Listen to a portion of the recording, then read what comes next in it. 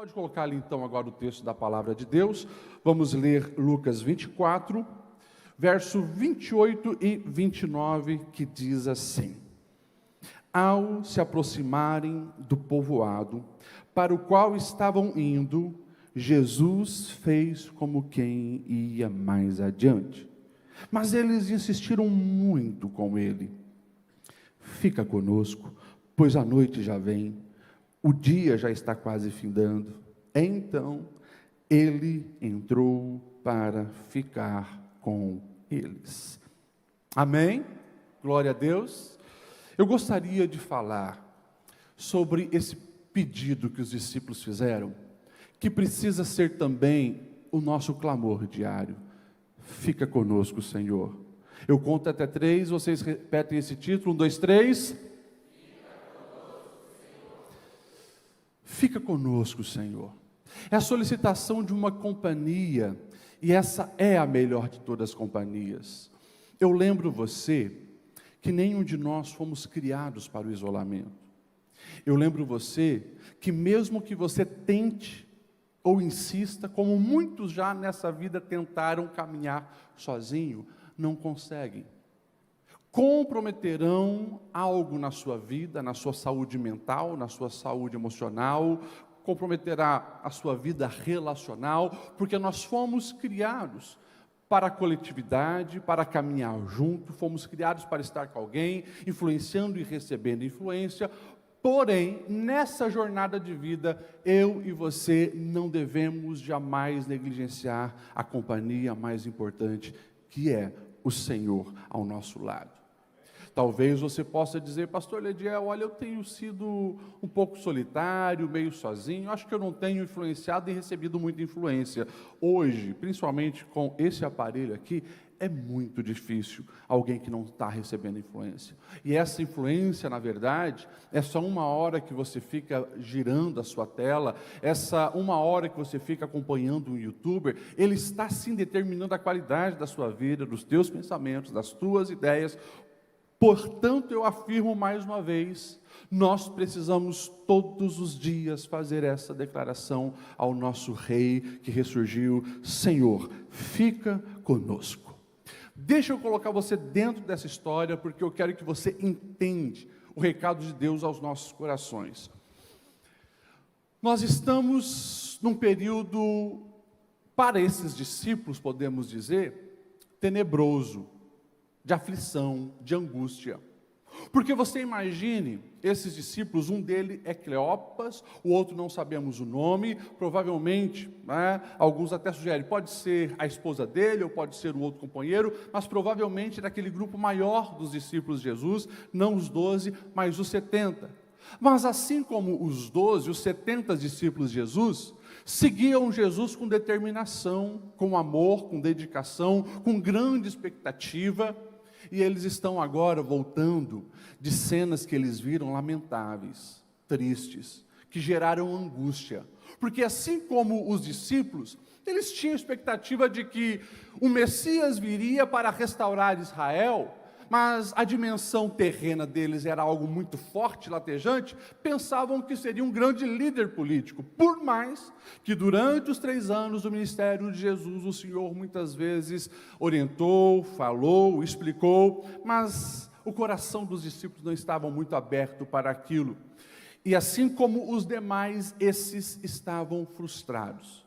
Eles, na quinta-feira, souberam que Jesus reuniu os 12, ali teve a última ceia, depois foram para o jardim do Getsêmani, e lá no Getsêmani, Jesus é preso, Jesus é espancado, é levado depois para Pilatos, e através dos conchavos dos religiosos fariseus com o Império Romano, crucificaram Jesus. Agora você imagina isso. Alguém que segue um grande mestre durante 3 anos, agora vendo ele ser morto, como eram mortos os piores bandidos, no madeiro, isso gerou muita frustração e decepção. E esses discípulos, parece que eles esperaram passar o Shabá, porque segundo a lei, ou a interpretação da lei pelos religiosos, o Shabá, eles não poderiam caminhar muito, no máximo 1 quilômetro. Então, eles escolhem passar o Shabá e agora voltam para o seu vilarejo em Emaús. Algumas vezes eu me perguntei, por que esses homens estão voltando para Emaús? Eles não levaram a sério a palavra do seu mestre, porque o próprio Jesus, por pelo menos 2 vezes, uma está registrada em Mateus 12:40, vai dizer que ao 3º dia ele voltaria. Olha só, pois assim como Jonas esteve 3 dias e 3 noites no ventre do grande peixe, assim estará o Filho do Homem 3 dias e 3 noites no coração da terra. Lucas vai registrar 9:22, é necessário que o Filho do Homem padeça, seja morto e no 3º dia ressuscite. Por quê? Que esses homens só esperam o sábado passar e o domingo chegar, e eles já estão voltando para Emaús e não esperam a ressurreição em Jerusalém. A resposta mais óbvia que eu presumo é que eles não estavam acreditando que de fato o seu mestre venceria a morte e voltaria à vida. E sabe, isso me faz relembrar e lembrar de muitos de nós na jornada terrena. Precisamos todos os dias dizer, fica conosco o Senhor, justamente porque as nossas expectativas são muito limitadas. E pelo fato de caminharmos nesta terra, às vezes nós esquecemos a dimensão do céu. E nos apegamos tanto às coisas terrenas, aos detalhes, criamos expectativas em regras, como eles estavam aqui presos no Shabá. E agora eles voltam para Emaús, e talvez a expectativa deles vai levar um tempo para a gente superar essas frustrações que nós vivemos, mas talvez o tempo venha curar o vazio da nossa alma. Não sei o que estava na cabeça desses homens, desses discípulos, mas fala muito de mim e de você. E é interessante que nós precisamos também responder essa pergunta, ou pedir que o Senhor fique conosco, porque nós geralmente estamos muito focados na nossa dor, e distraídos nas dores da vida, nós esquecemos que o Senhor caminha ao nosso lado. O texto vai dizer assim, a partir do verso 14, no caminho, eles conversavam a respeito de tudo o que havia acontecido. A mente deles estava o sangue no madeiro, as costas dilaceradas de Cristo, a traição de Judas, o espancamento que Jesus passou, a vergonha da humilhação, Jesus no meio de bandidos, o corpo agora sendo colocado numa sepultura. Na mente deles, eles vinham discutindo sobre isso. E o verso 15, enquanto conversavam, o próprio Jesus se aproximou e começou a caminhar com eles, mas eles foram impedidos de reconhecê-lo. E Jesus perguntou, sobre o que vocês estão discutindo enquanto caminham? Eles pararam com os rostos entristecidos. Eu disse que parece muito comigo e contigo, porque quando a vida dói, parece que nós maximizamos os problemas. Quando a notícia ruim chega, a gente se apega àquele diagnóstico negativo, e parece que nós colocamos aquilo como se fosse a definição da nossa alma. A dor chegou, e a gente pensa naquilo. A frustração bateu, e a gente pensa naquilo. Fomos traídos, e aquilo não sai da nossa alma. Vivemos remoendo, e trazemos a nossa mentalidade o tempo todo as coisas ruins, e muitas vezes, nós que também afirmamos ser discípulos do Mestre, esquecemos que a presença dele está ali. Ele está do nosso lado, inclusive quando a vida dói. Você sabia disso? Amém? Você pode dizer para quem está do seu lado, Jesus está contigo no meio da dor? Fala isso para quem está do seu lado. Agora a gente é gente, de carne e osso. E eu estou falando de pessoas que andaram nessa terra com Jesus, mas o foco estava no problema. Eu lembro também de Marta e Maria, quando perdem o seu irmão Lázaro. Jesus chega lá no vilarejo de Betânia, o discurso das duas é o mesmo: se o Senhor estivesse aqui, o meu irmão não teria morrido. E para Marta, Jesus vai dizer: Marta, o seu irmão vai voltar à vida. Daí ela pensa lá no futuro, eu sei que quando os mortos forem ressurretos. Jesus olha para Marta e diz: eu sou a ressurreição. É isso. Às vezes você está tão focado nessa dor, nessa angústia, e você esquece que aquele que veio solucionar, aquele que veio te dar vida em abundância, está do seu lado. Comece a perceber esse Jesus contigo. Pastor Lediel, é pecado sentir a tristeza? É pecado sentir a angústia? Não, não é pecado. E o nosso Senhor nos entende nas nossas tristezas. Agora, eu preciso lembrar você, se isso se torna crônico, se a sua mente fica remoendo a dor e a tristeza, você corre um sério risco de ter uma cortina que impede você de não apenas ver a presença de Jesus, sentir a presença de Jesus, mas também ver as bênçãos que Ele derrama todos os dias sobre a sua vida. Jesus estava ali, mas o foco deles estava na dor.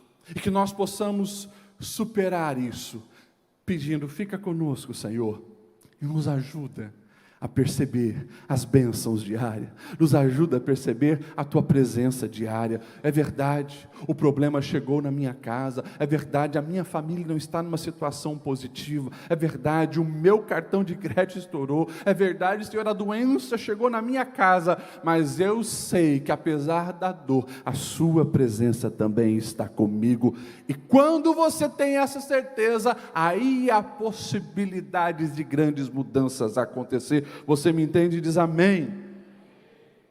Por que eu devo todo dia clamar, fica conosco, Senhor? Porque somente Jesus, Ele entende os nossos processos internos.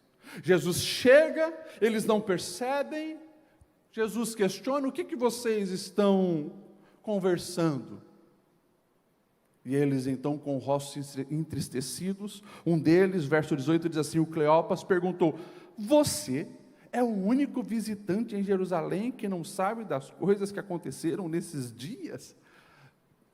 E daí, verso 19, Jesus vai fazer uma pergunta maravilhosa.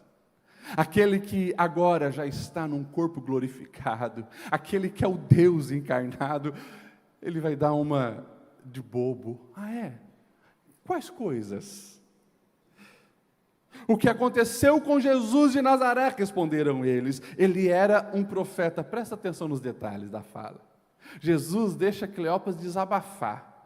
Ele era um profeta. Não está reconhecendo como o Deus encarnado. Era um profeta, poderoso em palavras e em obras, diante de Deus e de todo o povo. O chefe dos sacerdotes e as nossas autoridades entregaram para ser condenado à morte e o crucificaram. E olha o verso 21. Nós esperávamos que ele ia trazer redenção a Israel. Olha essa conjunção.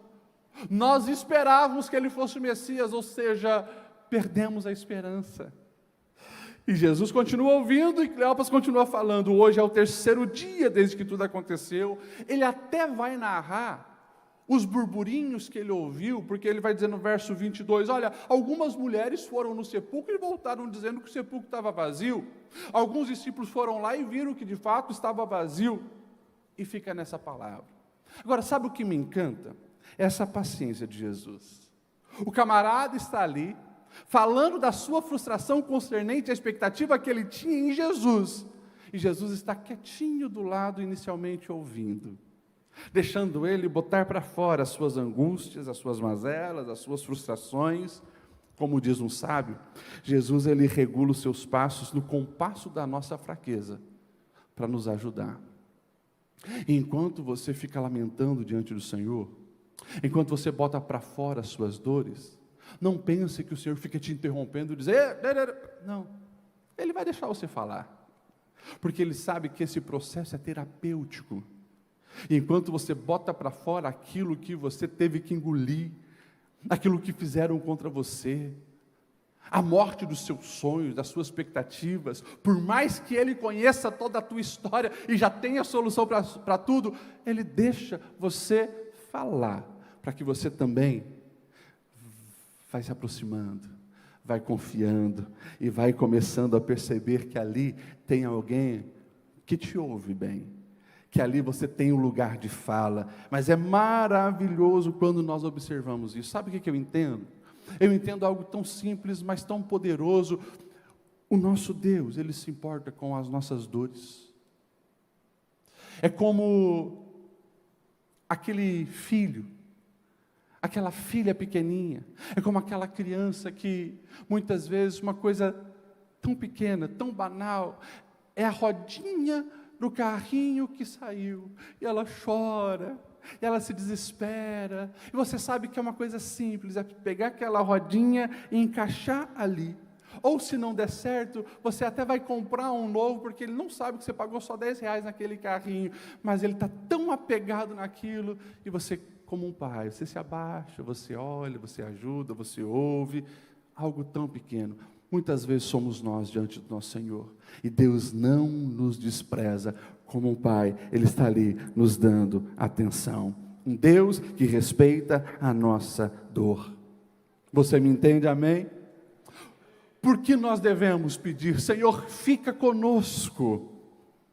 Porque nós precisamos dEle para nos ajudar a entender as verdades espirituais que a nossa mente limitada não consegue entender.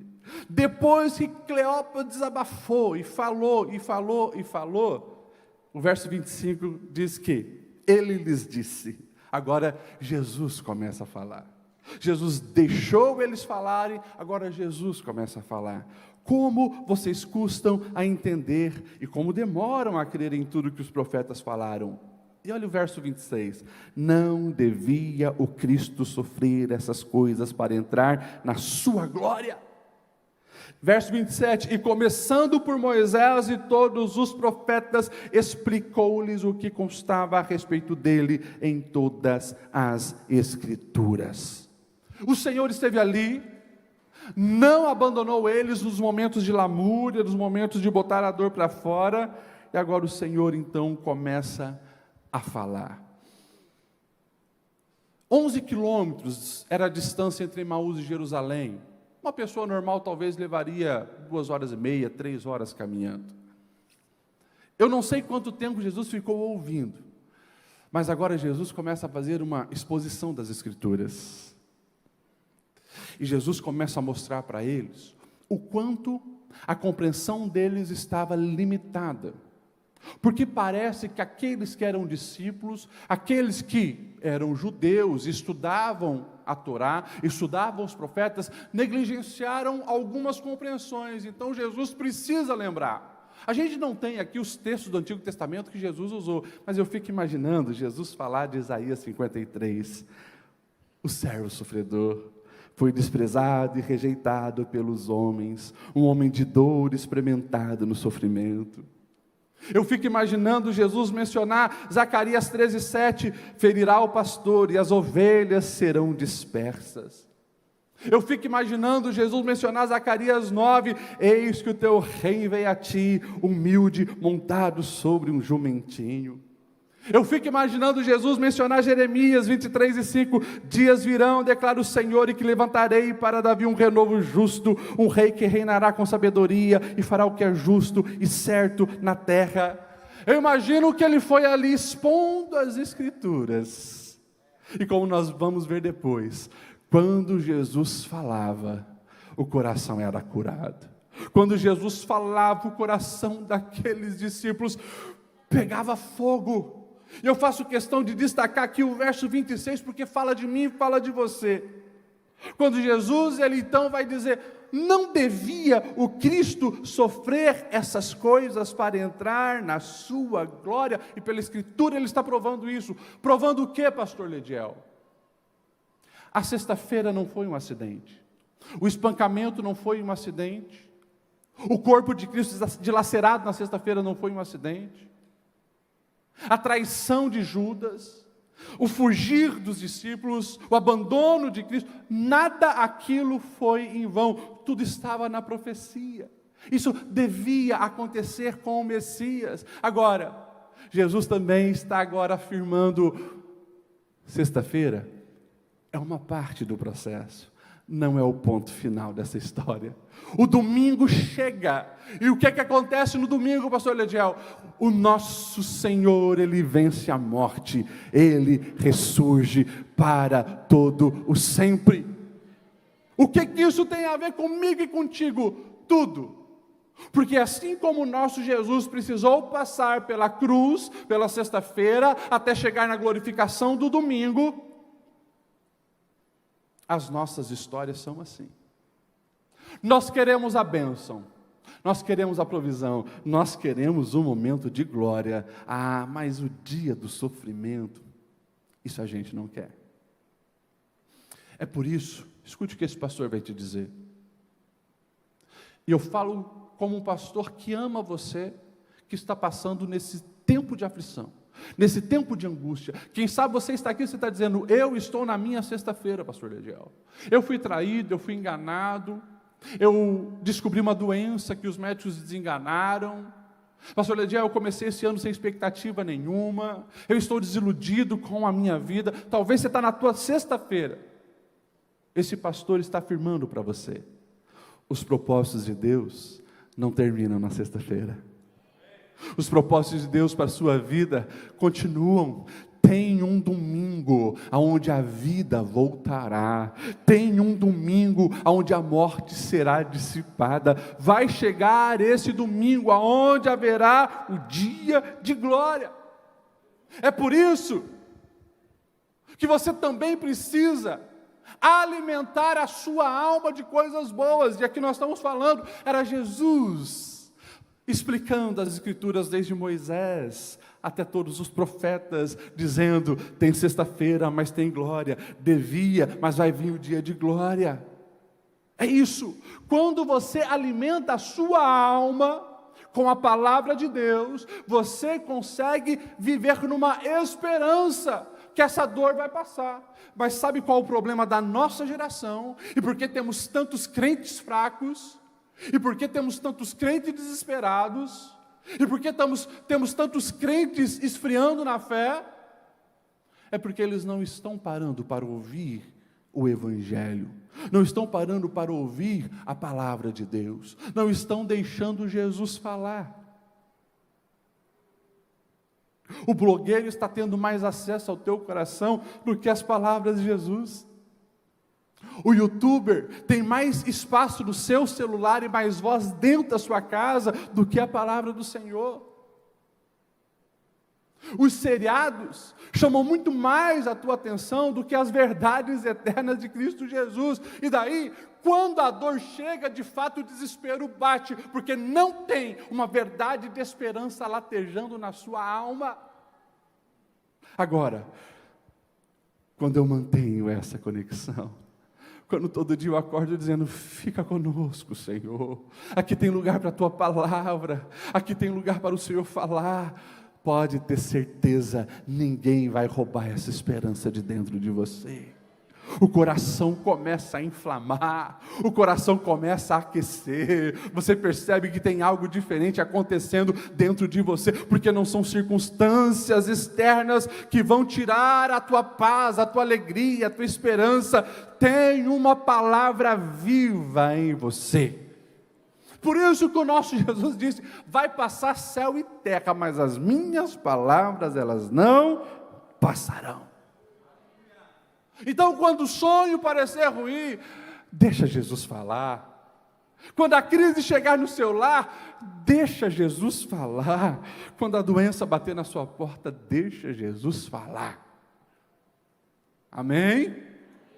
Nas suas orações, pode lamentar, o Senhor te entende. Pode chorar, o Senhor te entende. Mas eu lembro você, oração não é monólogo.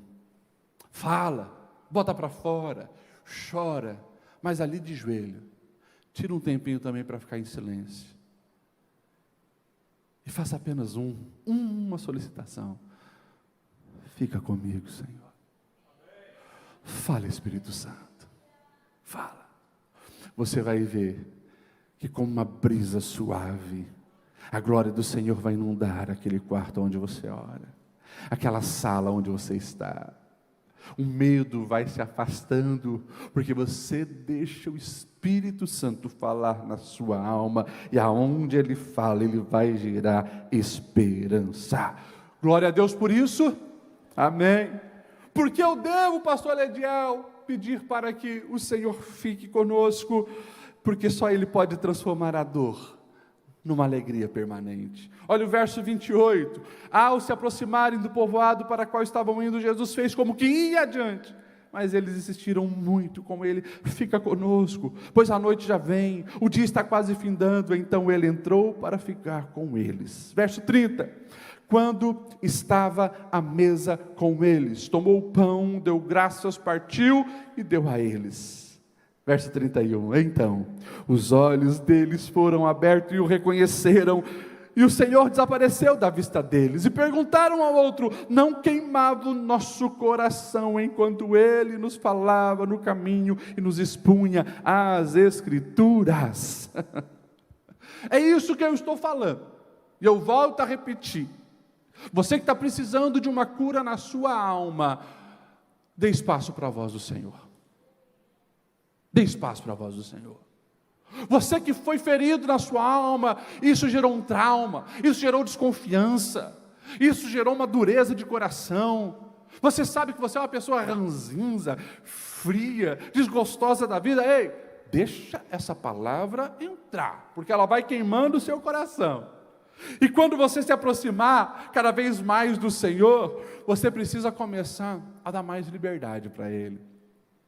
Senhor, entra na minha casa, e tem mais, Senhor, eu não vou te colocar num cantinho aqui não. Olha só que lindo o que o texto está dizendo. Eles se sentam na mesa para fazer a ceia, e quem vai fazer a oração e partir o pão? Jesus. Algumas vezes eu estive em Israel, e todas elas, quando nós estamos num lugar coletivo de vivência com as famílias judaicas, você vai perceber uma cena. No meio da mesa está o patriarca daquela família, a pessoa mais importante daquela família. É ele quem vai dar graça, é ele quem vai distribuir o pão. Nessa casa, era para o anfitrião mor e principal fazer isso, mas eles entregam o lugar de honra para Jesus. O Senhor pega o pão da graça, parte o pão, e quando vai entregar para eles, os olhos deles se abrem. Sabe o que a Bíblia está dizendo para mim e para você? Quando eu e você escolhemos colocar Jesus no lugar de honra da nossa vida, é aí que as vendas vão cair dos nossos olhos, e nós vamos conseguir enxergar realidades que antes eram imperceptíveis. Eu conheço centenas de pessoas que se tornaram religiosos, batem cartão na igreja há anos, citam versículos bíblicos, conhecem todas essas músicas que nós cantamos de cor. Agora, eles ainda estão cegos para algumas realidades, porque na sua vida ainda não colocaram Jesus no lugar de honra. Ou é tudo, ou é nada. Jesus não merece um cantinho na sua vida. Ou Ele ocupa o trono da sua vida, ou não haverá lugar para Ele na sua história. Ele é o centro de todas as coisas. Ele é aquele que merece toda a honra, toda a glória, todo o louvor, e que nós possamos com a nossa vida honrá-lo. Eu vou repetir isso. Coloque lá na sua família Cristo no lugar de honra, e você vai perceber que essas intrigas, essas picuinhas, essas mentiras, essas coisas que envergonham e trazem tristeza ao seu coração, vocês passarão a enxergar realidades que antes estavam ocultas. Na sua vida espiritual, coloque realmente o Senhor no trono, honre-o, e você terá autoridade sobre essas forças demoníacas que estão oprimindo a sua vida, tirando a sua paz, tirando a sua alegria de viver. Coloque Jesus no lugar de honra nas suas finanças, e você vai ver um desbloqueio na sua área financeira, haverá prosperidade na sua história financeira. Coloque Jesus no lugar de honra no seu trabalho, e você vai conseguir enxergar realidades que antes estavam totalmente afastadas da sua compreensão. Jesus precisa ser honrado na sua vida, e se você deseja fazer isso todos os dias, vamos aplaudir o nosso Cristo Jesus. A Ele seja a honra na nossa vida e na nossa casa. Qual a consequência disso, pastor Lediel? A consequência disso é maravilhosa. Eu sempre digo, aqui está o virar da chave. É o virar da chave. Porque o texto está mostrando que esses discípulos estavam frustrados. As palavras dele um profeta. Nós esperávamos que ele fosse redimir Israel, mas agora que sentaram à mesa, deram a Cristo lugar de honra, os olhos foram abertos, o verso 33 diz: levantaram-se e voltaram imediatamente para Jerusalém. Cadê o desânimo? Sumiu. Como diz os antigos, a dor sumiu porque tomou Doril, né? Pois é, cadê o desânimo? Tomou Doril. E o Doril, nesse caso, é essa experiência com Cristo ressurreto. Eles vêm para Emaús se arrastando, e de repente, imediatamente se levantam e agora querem voltar. Mas espera aí, pastor Lediel, quando eles convidaram o Senhor para ficar conosco, é porque já estava tarde, a noite estava chegando, esses homens vão sair correndo no escuro. Pois é que quando você tem uma experiência com Cristo ressurreto, o ânimo domina a sua alma de tal forma que você precisa compartilhar que Ele está vivo. Não estou mais preocupado com as trevas lá fora, com as opressões lá fora, se tem bandido lá fora. Eles querem compartilhar essa nova vida. E deixa eu falar de uma maneira bem clara e explícita para você isso aqui. O Senhor não te chamou para você viver essa vida cabisbaixo. O Senhor não te chamou para você viver essa vida desanimado. Pastor Lediel, mas o Senhor mesmo falou, nós somos gente. Sim, somos gente. E gente sofre, gente chora. Agora, não permita que entra ano e sai ano e você continue essa pessoa desanimada. Não permita que a depressão se torne algo crônico na sua vida, onde passa anos e a situação não muda. Não permita. Alguma coisa está errado. Eu continuo acreditando que o mesmo Jesus que cura o corpo, Ele também cura a alma. E não existe depressão maior que o nosso Cristo. O nosso Cristo cura a depressão. E pode, pastor, eu tenho depressão crônica há muito tempo, isso vem de família. Em nome de Jesus, esse Cristo ressurreto, Ele vai tirar isso da sua vida, mas você precisa buscar essa experiência, ter essa experiência com Ele. Não tem como uma pessoa que vive isso aqui caminhe sempre cabisbaixo.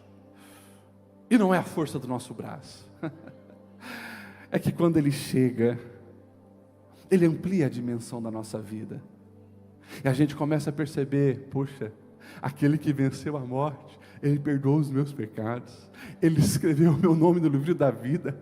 Ele está preparando para mim um céu de glória, onde passarei a eternidade. Poxa, só isso é motivo para nós celebrarmos muito mais que se tivesse ganhado uma mega sena.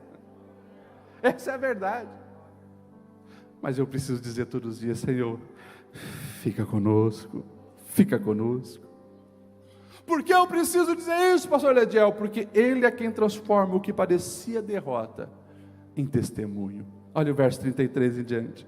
Em Jerusalém encontraram os 11 que estavam reunidos e diziam: é verdade, o Senhor ressuscitou e apareceu a Simão.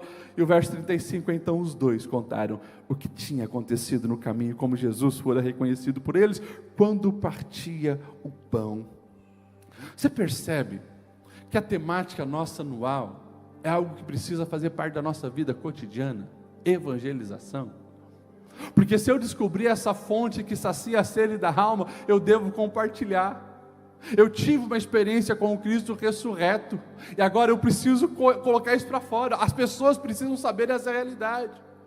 Sabe, eu até entendo, quando esses discípulos estavam indo para Emaús, triste, angustiado, eles ainda não tinham tido a experiência deles.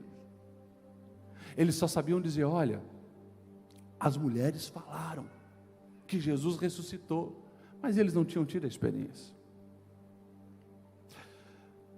É aquele velho ditado: filho de crente não é crentinho.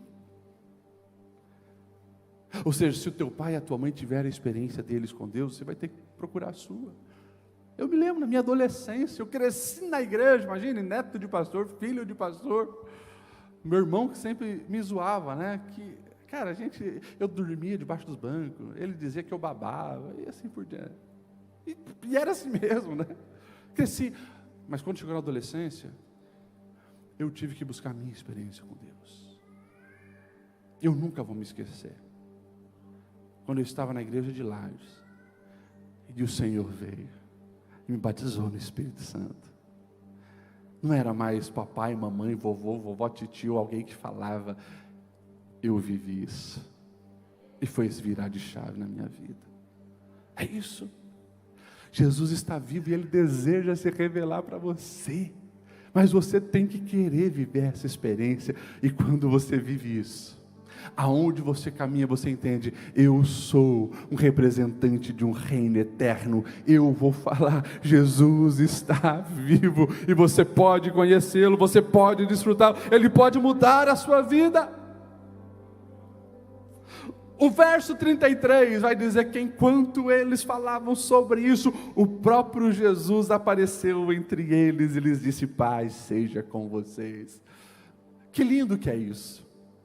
Porque aqueles homens tinham acabado de viver uma experiência extraordinária, cearam com Jesus até Ele desaparecer, animados voltaram para contar, e de repente, Jesus se revela para todos ali.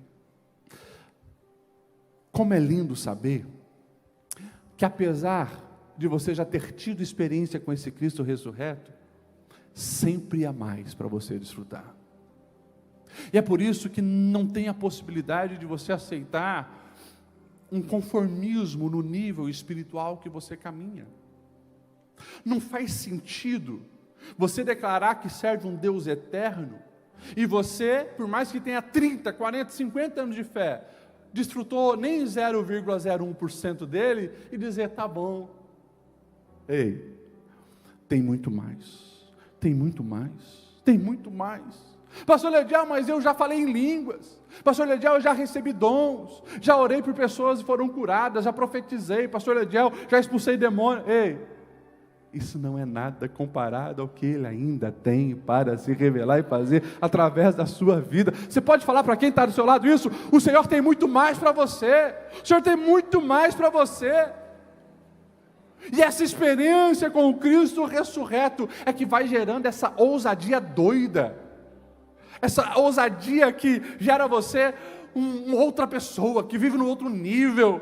Os discípulos, e o texto lá no verso 53 vai dizer assim, ó, que eles, que antes estavam com as portas fechadas em Jerusalém, com medo de que eles mesmos podiam agora ser caçados e mortos por aqueles que mataram e crucificaram Jesus. O texto vai dizer que depois da experiência com o Cristo ressurreto, eles estão no templo, ou seja, o lugar mais movimentado de Jerusalém. Eles não querem ficar escondidos, eles estão agora expostos para todos, estão lá, louvando e glorificando a Deus e pregando que Jesus está vivo. Mas pastor Lediel, e se pegarem eles, se prenderem eles? Fizeram isso, e se matarem eles, eles sabem que não tem problema, porque eles estão agora servindo aquele que venceu a morte, e essa morte terrena é um detalhe comparado a tudo que nós desfrutamos e desfrutaremos em Deus para a eternidade.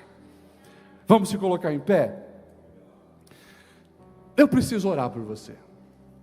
Você que ouviu essa ministração, eu quero fazer 2 orações. E já passo para o nosso presidente. Eu quero orar por você que chegou aqui nessa noite como esses discípulos estavam. Pastor Lediel, eu estou desanimado. Pastor Lediel, eu sinto que eu não estou conseguindo desenvolver o meu potencial. A minha mente às vezes vagueia nas derrotas que eu sofri nessa vida. E eu estou precisando desse, esse choque que essa experiência com o Cristo ressurreto pode gerar, para que esse ânimo volte, eu possa realmente viver aquilo que Deus tem para a minha vida. É com você mesmo que eu estou falando. Eu queria que você saísse do seu lugar e viesse aqui na frente, que eu quero orar por você. Você que precisa de um batismo de ânimo que só o Cristo ressurreto pode dar. Vem para frente enquanto o nosso louvor vai cantar.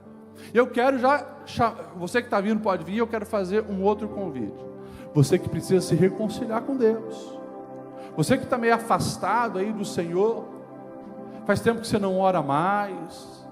Faz tempo que você não fala mais em língua. Faz tempo que você não toma uma decisão pelo Senhor. Está precisando desse renovo. Eu também queria que você saísse do seu lugar e viesse aqui para frente. Você que está precisando de um renovo com o Senhor. Você que hoje deseja aceitar Jesus. Você nunca, talvez, na sua vida declarou publicamente que você deseja aceitar Jesus. Você também sai do seu lugar e vem aqui na frente, que eu quero orar por você. Eu quero abençoar a sua vida, porque uma nova história se inicia. Aleluia, aleluia, aleluia, aleluia. Vamos cantando?